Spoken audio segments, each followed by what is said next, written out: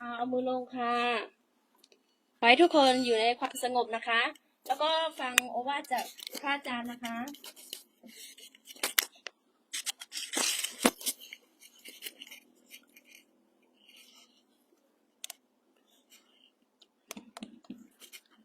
นั่งสมาธิทุกคนนั่งสมาธิหลับตานะทุกคนหลับตา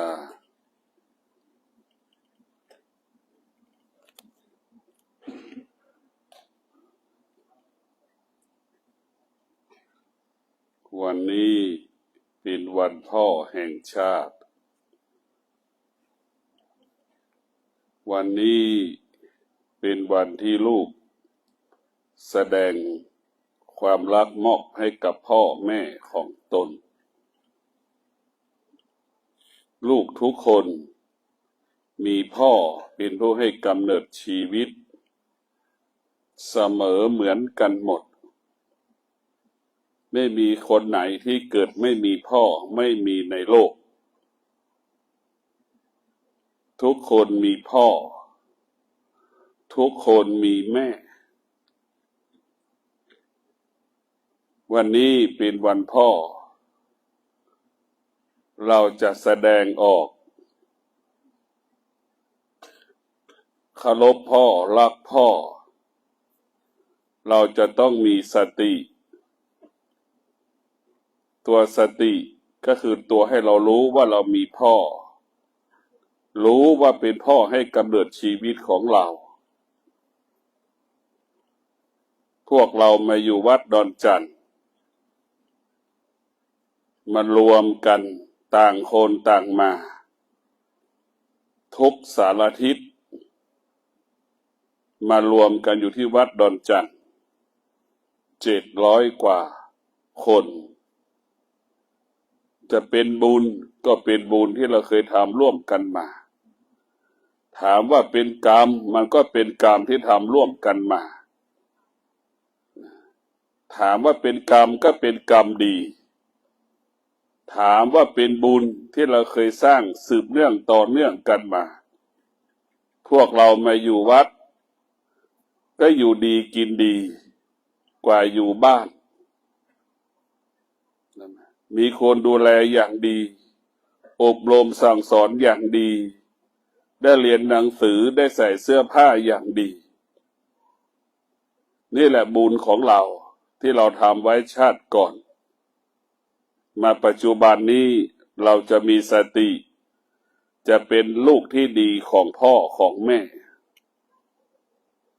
เราจะประพฤติตนปฏิบัติตน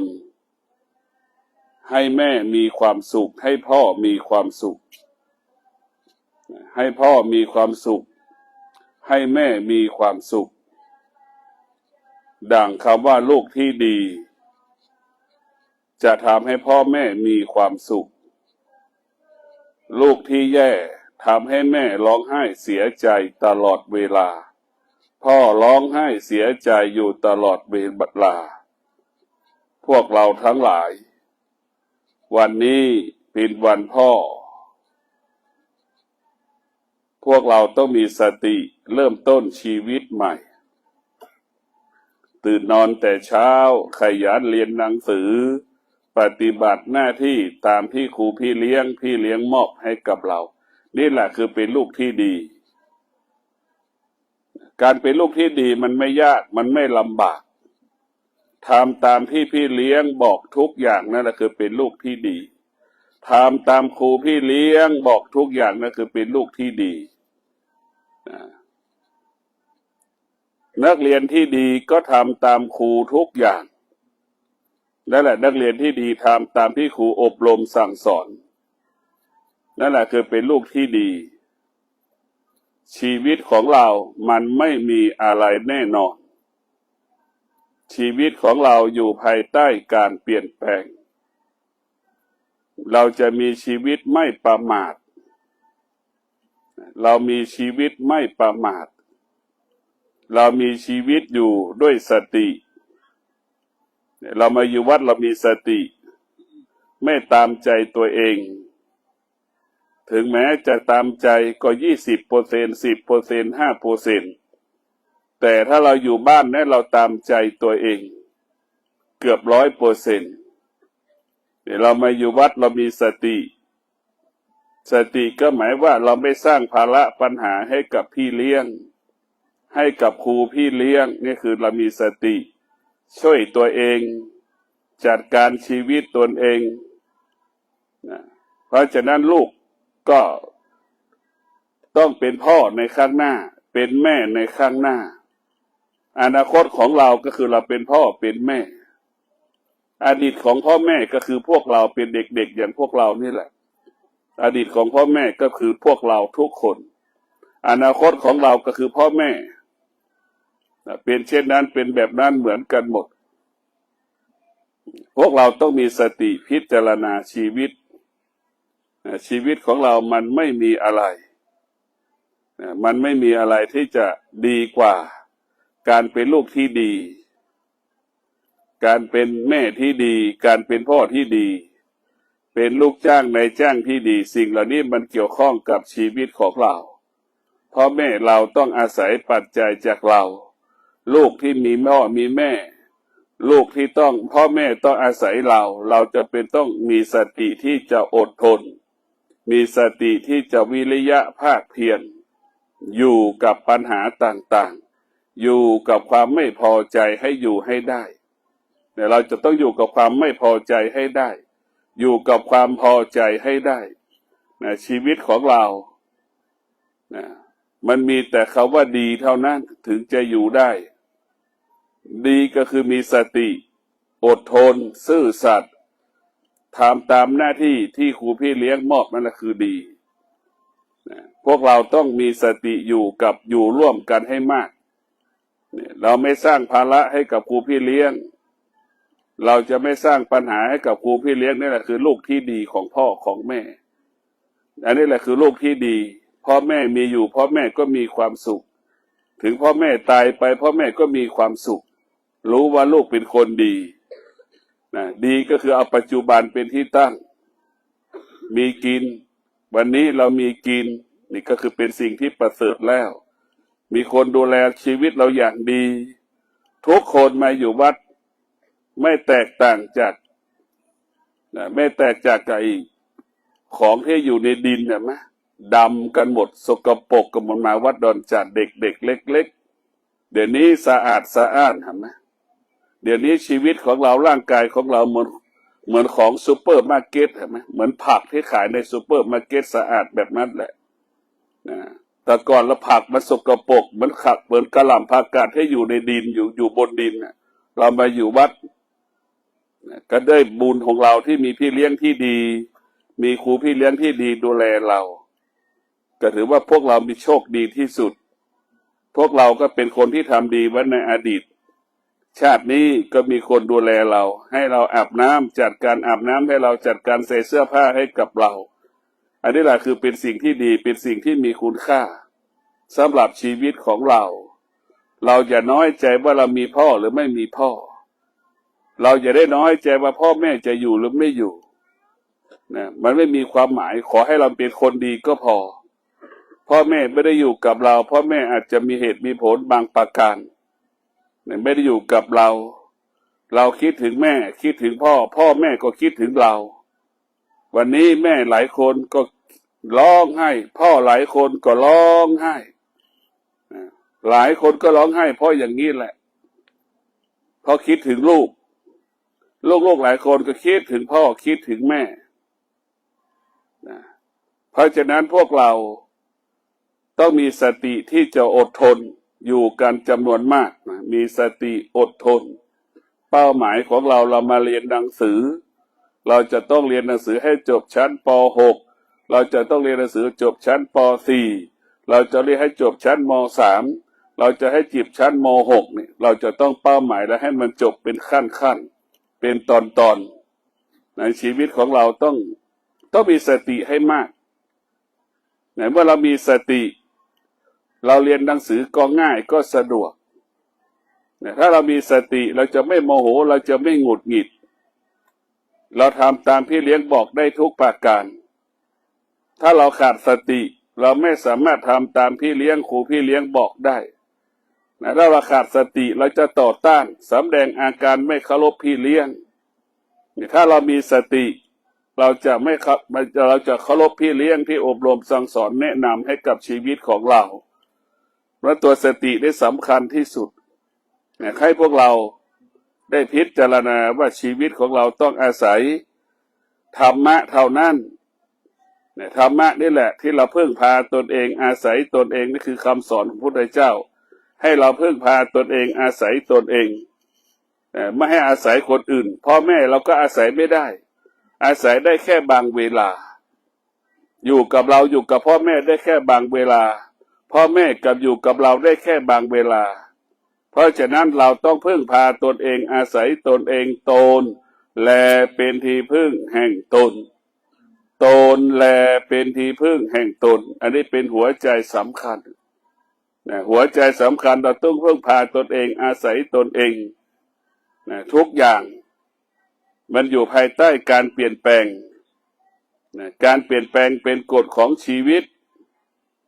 เราทุกคนเติบโตทุกวันเติบโตทุกวันไม่ใช่เล็กลงทุกวันมันไม่มีเติบโตทุกวัน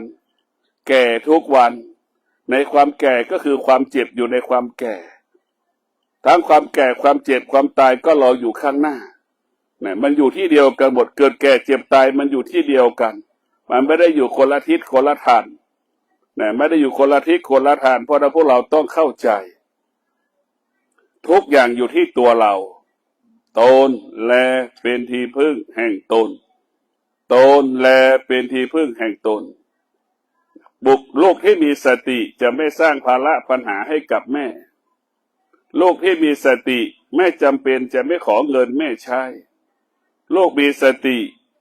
จะพึ่งพาตนเองได้เป็นหลักจากลูกที่มีสติจะเป็นลูกที่อดทนเป็นลูกที่มีวิริยะภาคเพียรลูกที่มีสติเพราะฉะนั้นพวกเราทุกคนต้องมีสติรู้มีสติรู้มีสติรู้เมื่อเรามีสติรู้เราก็จะทำงานก็ดีเราจะเรียนหนังสือก็ดีปฏิบัติหน้าที่ก็ดีเราจะสำเร็จผลทุกประการ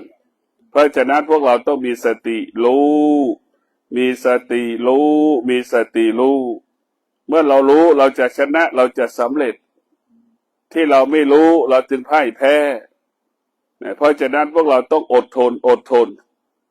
อดทนอยู่วัดมีชีวิตที่เราเสียสละชีวิตเราเพื่อพ่อเพื่อแม่เรามีพ่อมีแม่เมื่อเราเติบใหญ่เราจะได้เลี้ยงดูพ่อแม่ของเราได้เลี้ยงดูพ่อแม่พ่อแม่จะต้องอาศัยเราในวันข้างหน้าวันนี้เราอาศัยพ่อแม่วันข้างหน้าพ่อแม่ก็ต้องอาศัยเรานี่คือเป็นกฎของธรรมชาติเราจะต้องมีสติรู้ว่าเป็นลูกที่ดีของพ่อของแม่เรามีสติรู้จะดำรงตนเป็นลูกที่ดีของพ่อของแม่เนี่ยเราจะต้องไม่ไปที่ไหนเราจะเป็นลูกที่ดีอย่างเดียวนี้ก็คือศีลห้าทั้ง5ข้อเราจะเป็นลูกที่ดีของแม่เราจะอดทนเราจะขยันทำงานขยันเรียนหนังสือเนี่ยลูกที่ดีต้องอดทนลูกที่ดีต้องเป็นนักต่อสู้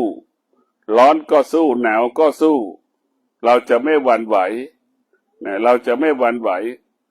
เราจะมีความพร้อมที่จะเปลี่ยนแปลงชีวิตเรามีความพร้อมที่จะแก้ไขชีวิตของเรา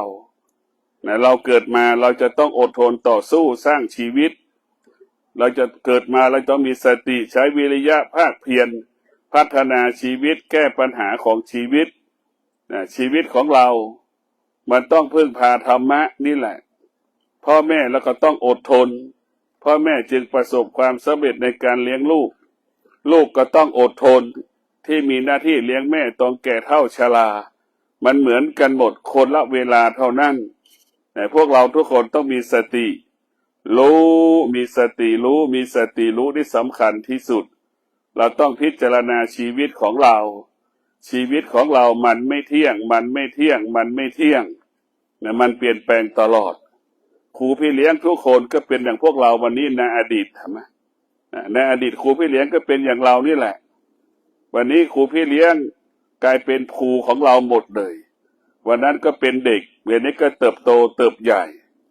นี่แหละชีวิตอยู่ภายใต้การเปลี่ยนแปลงวันนั้นครูพี่เลี้ยงไม่มีเงินที่จะใช้เลยเดี๋ยวนี้ครูพี่เลี้ยงมีเงินใช้เห็นไหม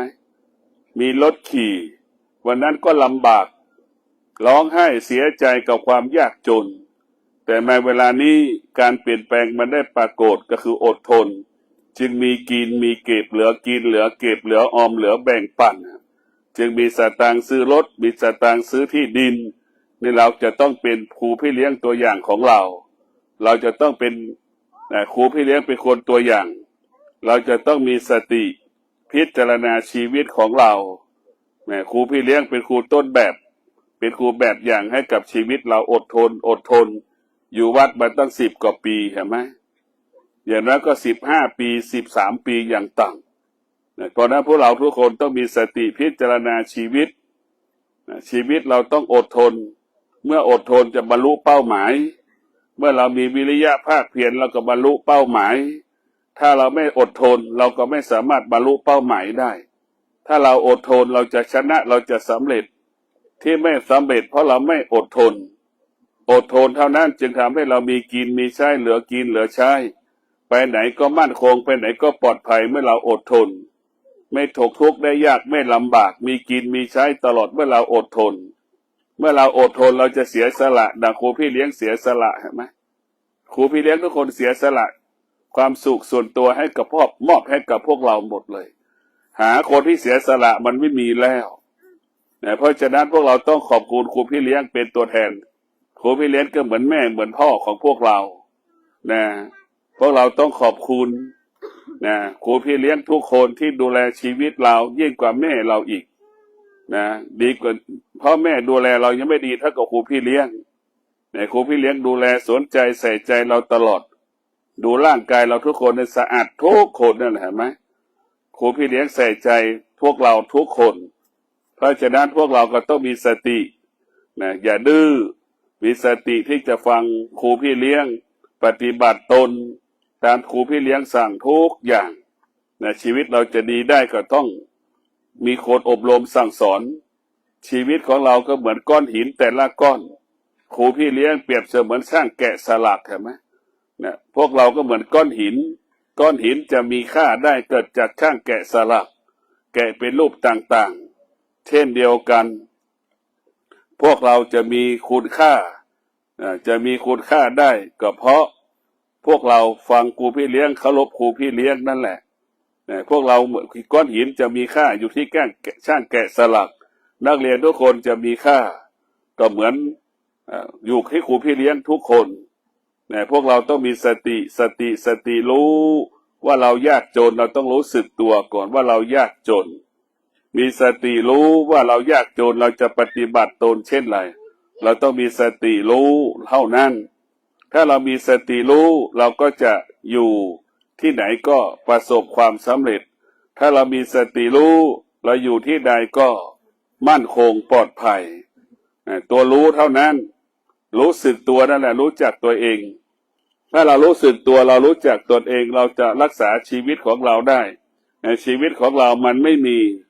อะไรให้เรายึดถือยึดมั่นมีแต่ธรรมะเท่านั้นพ่อแม่ก็อยู่กับเราแค่บางเวลาธรรมะอยู่ในร่างกายเราตลอดเวลาดังคำว่าอดทนชนะสำเร็จนั่นคือธรรมะอดทนชนะสำเร็จนั่นคือธรรมะอยู่กับเราเมื่อเราอดทนเราก็มีโอกาสได้พบพ่อพบแม่ของเราถ้าเราไม่อดทนเราไม่มีโอกาสได้พบพ่อพบแม่ถ้าเรามีความอดทนเราก็มีโอกาสได้เลี้ยงพ่อเลี้ยงแม่ของเราถ้าเราอดทนเราจะมีเวลาช่วยเหลือพ่อแม่ของเราเพราะฉะนั้นพวกเราต้องมีสติพิจารณาชีวิตของเราต้องอดทนเอาอดทนทำให้เป็นสร้างลูกที่ดีลูกที่ดีต้องอดทนลูกที่ดีต้องมีวิริยะภาคเพียรลูกที่ดีต้องซื่อสัตย์นี่แหละลูกที่ดีเราเป็นลูกที่ดีวันนี้เป็นวันพ่อเราจะต้องมีสติใช้ความอดทนเป็นที่ตั้งพวกเราพนมมือพร้อมกันทุกคนพนมมือพนมมือ หลับตาคิดถึงพ่อนะคิดถึงพ่อคิดถึงพ่อให้พ่อมีความสุขให้พ่อมีความสุขให้พ่อมีความสุขคิดถึงพ่อให้พ่อมีความสุขพ่อเจ็บป่วยขอให้พ่อหายเจ็บป่วยพ่อลำบากให้หายลำบากนะขอให้พ่อลำบากเอาว่าตามนะขออัญเชิญเทพเทวดาทั้งหลายประทานพรอำนวยพรให้คุณพ่อมีความสุขขอให้คุณพ่อ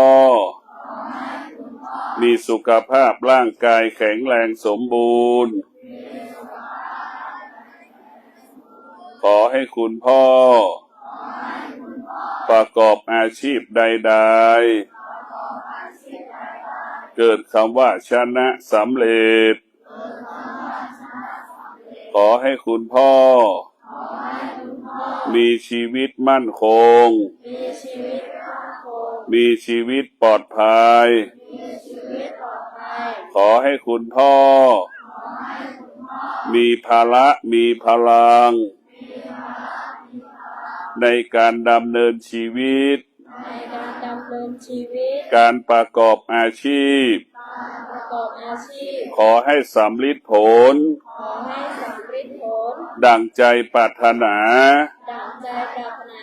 ขอน้อมอัญเชิญ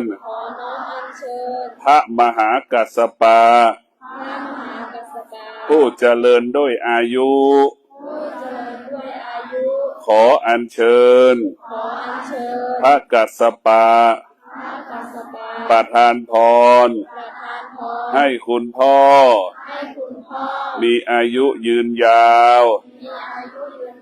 ขออัญเชิญพระกัสสปะต่อชะตาต่ออายุ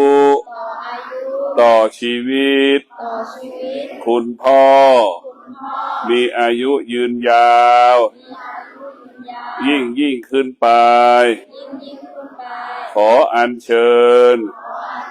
พระศิวลีพระอรหันต์ผู้เจริญด้วยปัจจัยสี่โปรดเมตตาประทานพรให้คุณพ่อเจริญรุ่งเรืองงอกงามด้วยทรัพย์สมบัติปัจจัยสี่มากกว่าปัจจัยสี่ขอน้อมอัญเชิญเทพเทวดาทั้งหลายอยู่ในทิศทั้งสี่คุณพ่อไปประกอบอาชีพใดๆโดยทิศทั้งสี่ขอให้มนุษย์หญิงชายเมตตาเกื้อกูลสนับสนุนส่งเสริมให้คุณพ่อประกอบอาชีพนั้นๆปฏิบัติหน้าที่นั้นๆเกิดคำว่าสำลิดผลขอให้คุณพ่อสมปรารถนาดังใจปรารถนาลูกทั้งหลายขอสัจจะประพฤติตนดำรงตนด้วยความอดทนใช้วิริยะภาคเพียรใช้ความอดทนพัฒนาชีวิตแก้ปัญหาให้กับชีวิตลูกเป็นลูกที่ดีขยันอดทนขยันอดทนเป็นหลักให้พ่อให้แม่พ่อแม่มีกินมีใช้เมื่อลูกขยันอดทน ลูกที่ดี แบ่งปันทรัพย์สมบัติให้พ่อให้แม่ ลูกที่แย่ ขอสมบัติของพ่อของแม่ มาใช้ชีวิตประจำวันลูกที่ดีเคารพและให้เกียรติพ่อแม่ ทุกขนาดลมหายใจ ลูกที่แย่ ไม่เคารพ ไม่ให้เกียรติพ่อแม่ ทำให้พ่อแม่ร้องไห้เสียใจ ลูกที่ดี สร้างความสุข ให้พ่อให้แม่ ทุกลมหายใจ ลูกที่ดี ตื่นนอนแต่เช้า ขยันอดทนทำงาน จึงเกิดคำว่าอดทนมีกิน อดทนเหลือกิน อดทนเหลือเก็บ อดทนเหลือออม อดทนเหลือแบ่งปัน อดทนชนะสำเร็จ อดทนชนะสำเร็จ ขอให้คุณพ่อมีความสุขยิ่งขึ้นไปโดยเถิด